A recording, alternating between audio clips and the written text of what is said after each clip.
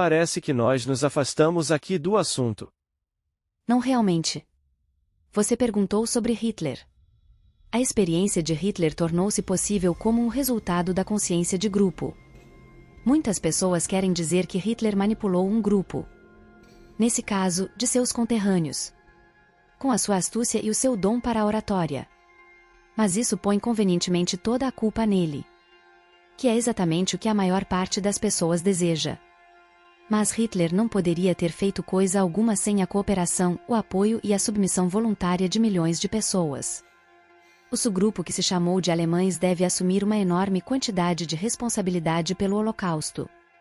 Como deve, até certo ponto, o grupo maior chamado de humanos que, se não fez nada mais, permitiu-se permanecer indiferente ao sofrimento na Alemanha até ele atingir uma escala tão grande que até mesmo os isolacionistas mais insensíveis não puderam mais ignorá-lo. Veja bem, foi a consciência coletiva que forneceu um solo fértil para o crescimento do movimento nazista. Hitler aproveitou o momento, mas não o criou. É importante aprender a lição aqui. Uma consciência de grupo que fala constantemente em separação e superioridade produz perda de compaixão em uma grande escala, e a perda de compaixão é inevitavelmente seguida de perda de consciência. Um conceito coletivo com raízes no rígido nacionalismo ignora a situação angustiosa de outros seres humanos e, contudo, torna todas as outras pessoas responsáveis pela sua, justificando assim a retaliação, a retificação e a guerra. Auschwitz foi a solução nazista para uma tentativa de retificar o problema judeu.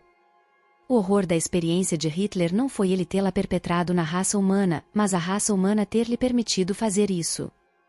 O surpreendente não é apenas ter surgido um Hitler, mas também o fato de muitos outros o terem seguido. O vergonhoso não é apenas Hitler ter matado milhões de judeus, mas também o fato de milhões de judeus terem de ser mortos antes de ele ser impedido de continuar. O objetivo da experiência de Hitler foi mostrar a humanidade para si mesma. Ao longo de toda a história, vocês tiveram mestres notáveis, cada qual apresentando oportunidades extraordinárias de se lembrarem de quem realmente são. Esses mestres lhes mostraram o que há de mais nobre e desprezível no potencial humano. Eles apresentaram exemplos vívidos de tirar o fôlego do que pode significar ser humano. De até onde é possível ir com a experiência, de onde todos vocês podem ir e irão, de acordo com as suas consciências. É preciso lembrar que a consciência é tudo. E cria a sua experiência. A consciência de grupo é poderosa e produz resultados de beleza ou feiura indescritíveis. A escolha é sempre sua. Se você não está satisfeito com a consciência de seu grupo, o melhor modo de mudá-la é por meio do seu exemplo. Se o seu exemplo não for suficiente, forme o seu próprio grupo. Seja a origem da consciência que deseja que os outros experimentem. Eles a experimentarão. Quando você a experimentar, você é o início de tudo. De todas as coisas. Quer que o mundo mude? Mude as coisas em seu próprio mundo. Hitler lhe deu uma ótima oportunidade de fazer isso. A experiência de Hitler, como a experiência de Cristo, é profunda em suas implicações e nas verdades que lhe revelou sobre você. Contudo, essa consciência maior existe. No caso de Hitler, Buda, Genghis Khan, Hare Krishna, Átila o Uno ou Jesus Cristo. Apenas enquanto as suas lembranças deles existem. É por isso que os judeus erguem monumentos ao Holocausto e lhes pedem para que nunca o esqueçam. Porque há um pouco de Hitler em todos vocês. Em maior ou menor grau. Por fim é um povo, seja em Auschwitz ou Wounded Knee. Então Hitler foi enviado para nos ensinar uma lição? Sobre os horrores que o homem pode cometer? Os níveis até onde pode descer? Hitler não foi enviado para vocês. Foi criado por vocês. Ele surgiu da sua consciência coletiva e não poderia ter existido sem ela. Essa é a lição. A consciência da separação e da superioridade. De nós versus eles. De nós e eles.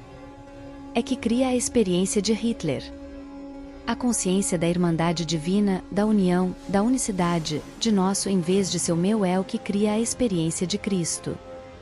Quando o sofrimento é nosso, não apenas seu, a alegria é nossa, não apenas minha, a experiência de toda a vida é nossa, então afinal é realmente isso. A experiência de toda a vida. Por que Hitler foi para o céu? Porque não fez nada de errado. Simplesmente fez o que fez. Eu o lembro novamente de que durante muitos anos milhões acharam que ele estava certo. Como então ele podia pensar de outra maneira? Se você tem uma ideia maluca e 10 milhões de pessoas a aceitam, pode achar que não está tão maluco. O mundo decidiu finalmente que Hitler estava errado. Isso significa que as pessoas do mundo reavaliaram quem são e quem desejam ser em relação à experiência de Hitler. Ele criou um padrão.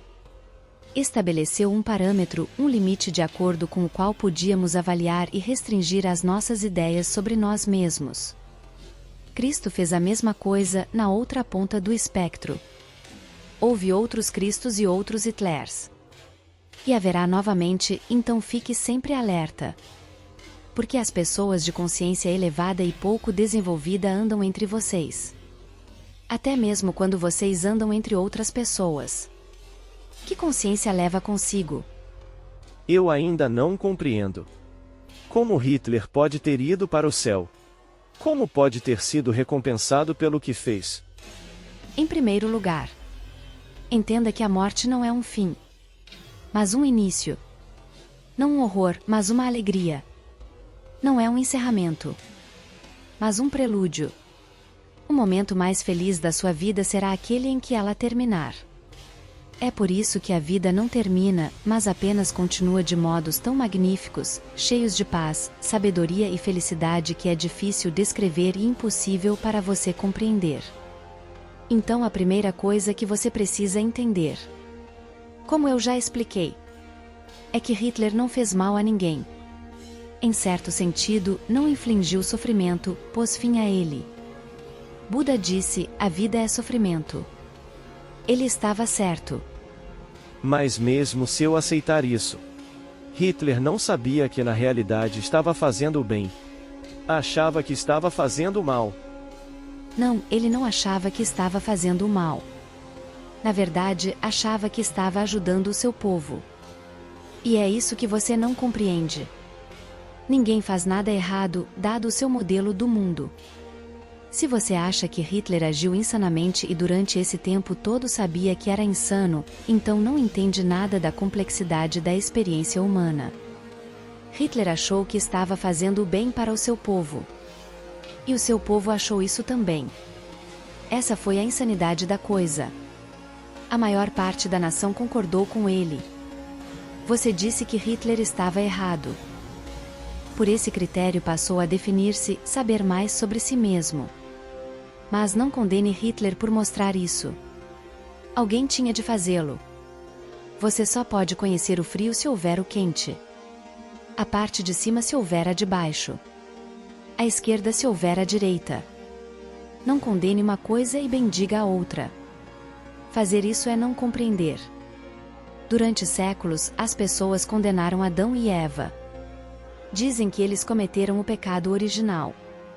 Eu lhe digo que foi a bênção original.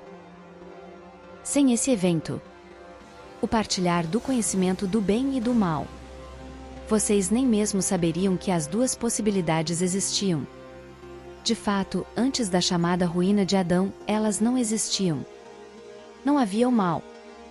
Tudo existia em um estado de constante perfeição. Aquilo era, literalmente, o paraíso. Contudo, vocês não sabiam disso. Não podiam experimentá-lo como perfeição.